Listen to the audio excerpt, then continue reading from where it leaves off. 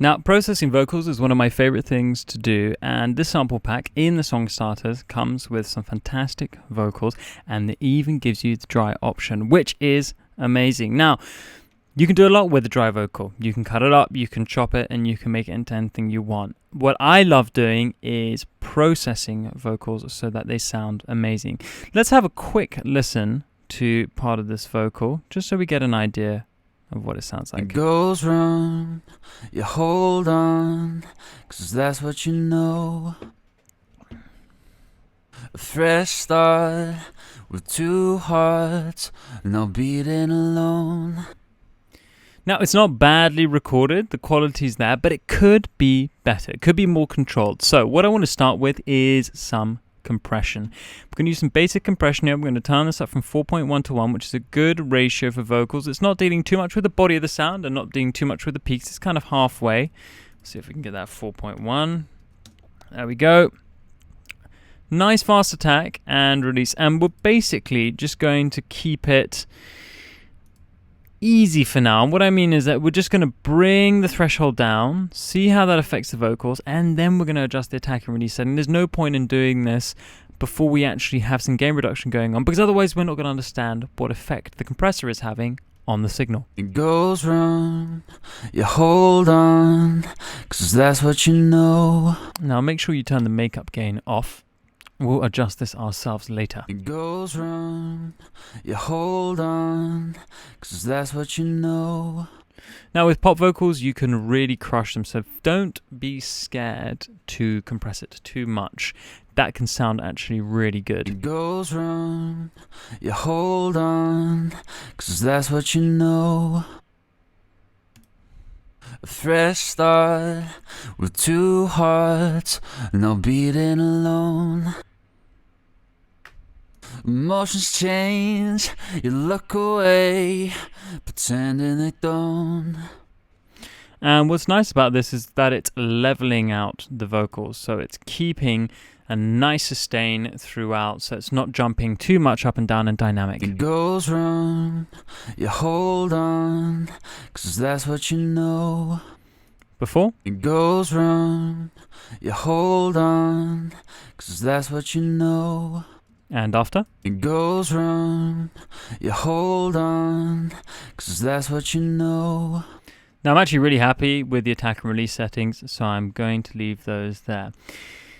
The multi-band dynamics is probably one of Ableton's best effects, but not a lot of people will know how to use it. In fact, a lot of people use a version called OTT by Xfer, which was basically based on this effect right here. Now it's a multi-band compressor which allows you to treat different frequencies with different levels of compression. What we'll do is we'll start by affecting the high frequencies, so we're just going to solo those and have a listen to them.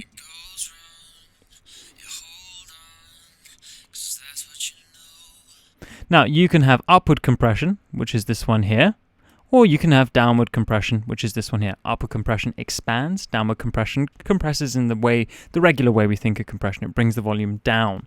Now, we want to get rid of those nasty S's, which are quite harsh. So what we're going to do is we're going to pull this over to increase the amount of compression. And if we drag it up or down, we can increase or decrease the ratio. Now, the more ratio we add, the more compression occurs. Let's have a listen.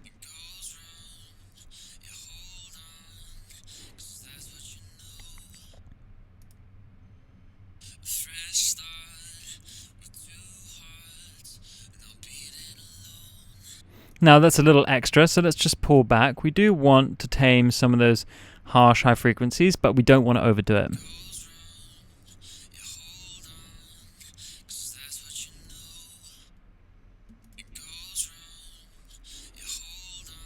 See on the "it goes wrong" how it catches that S.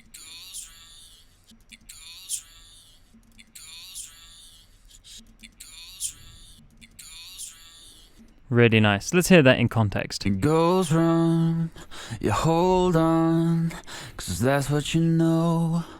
Now the mids feel a little too full there, don't they? So let's also compress those, not so heavily, but just enough to get a bit more of a control on the kind of mids, low mids. It goes wrong, you hold on, 'cause that's what you know.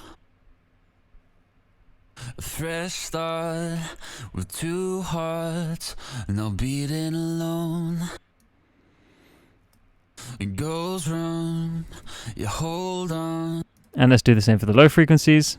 It goes wrong, you hold on, 'cause that's what you know. And without. It goes wrong, you hold on, 'cause that's what you know. So what we're going to do is we're going to bring down the amount, mix it in so it's not so heavy, and bring up the output. It goes wrong, you hold on, 'cause that's what you know. It goes wrong, you hold on, 'cause that's what you know.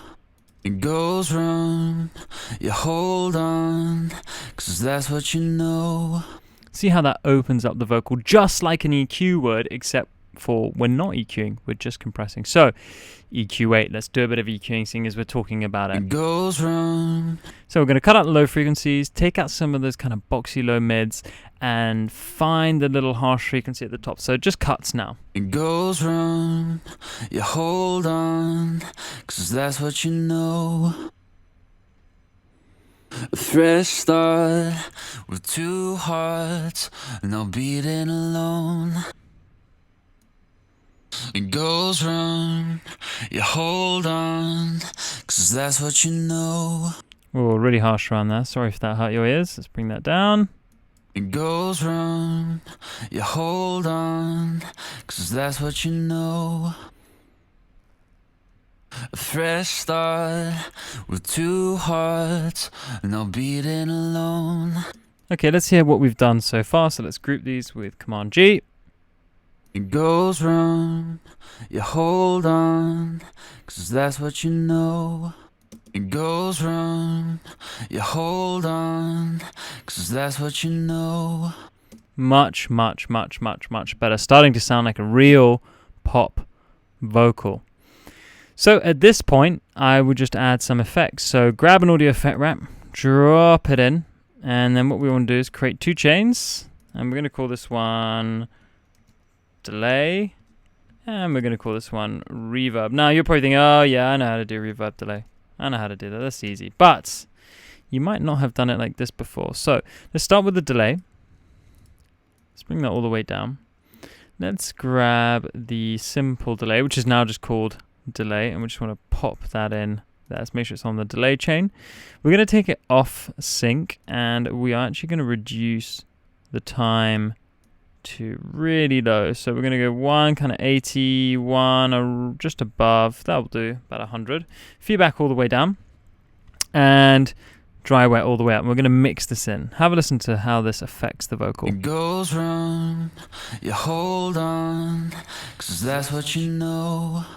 Gives this lovely room effect, which sounds a little bit like a reverb, but it isn't. It isn't, okay? And this is a great way of actually making a delay into a kind of style reverb, but also something that has more width to it. You're making the vocal wider. So we're not thinking of reverb we're not thinking of delay in this classic way. It goes wrong, you hold on, 'cause that's what you know. Now we're going to do exactly the same with the reverb. We're going to put a really short reverb on. Now, what these effects do is they make things sound thicker. In context, with everything playing, you're not going to notice them as much. Sorry, when they're soloed, you're not going to notice them as much, but in context, they will make a big difference.